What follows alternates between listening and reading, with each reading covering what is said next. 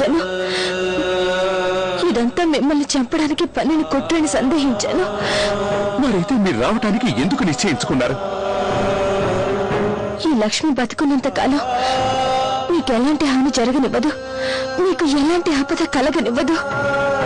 అందుకు తను ఏమైపోయినా లెక్క చేయదు. లక్ష్మి, లక్ష్మి, లక్ష్మి, నేను కూడా మీకేమి జరగనివ్వం, ఏమి కానివ్వం. లక్ష్మి, కొంచెం ఓర్పు వహించండి. మేము వెంటనే వెళ్ళి వైద్యుడిని తీసుకొస్తాం.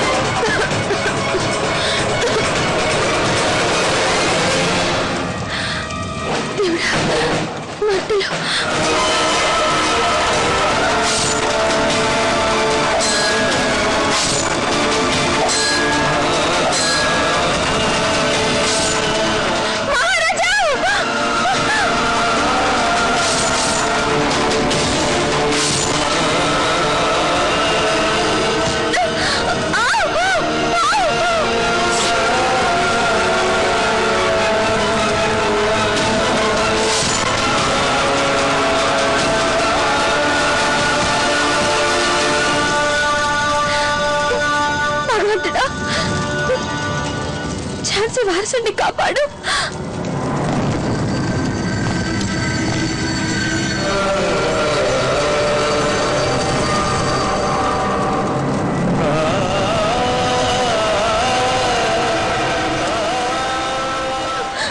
మహారాజా, ఝాన్సీ వారసుని కాపాడండి మహారాజా. మహారాజా, ఝాన్సీ వారసుని కాపాడండి మహారాజా. ఝాన్సీ వారసుని కాపాడండి మహారాజా.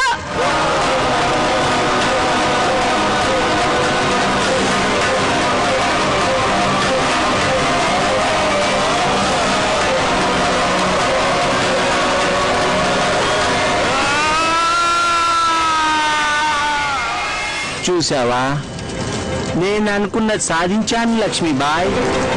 నేను నిన్ను సూర్యాస్తమయం లోపల చంపేస్తానన్నాను, అలాగే చంపేశాను.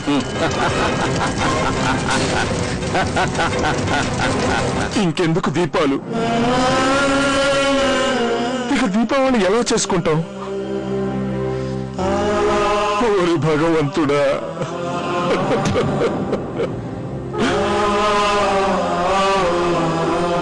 నేను నా యావత్ జీవితాన్ని నిన్ను పూజించడంలోనే గడుపుతున్నాను. చివరికి ఇదే నువ్విచ్చే ఫలితం.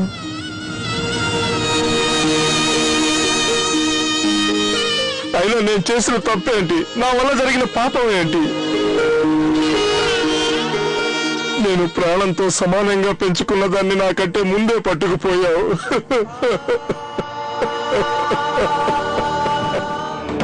ఆ ఝాన్సీని మన బ్రిటిష్ వాళ్ళ కైవసం కాకుండా ఎవరు కాపాడలేరు. అలా అనుకోకూడదు ఆఫీసర్స్. అప్పుడు ఉన్న పరిస్థితులను ఆసరాగా తీసుకుని గంగాధర్రావుపై మానసిక ఒత్తిడిని తీసుకురావాలని, అప్పుడు స్వయంగా గంగాధర్రావే రాజ్యపాలనకు తన నిస్సహాయతను వ్యక్తం చేస్తాడని డల్హౌసీ తన కుతంత్రాన్ని వివరించాడు.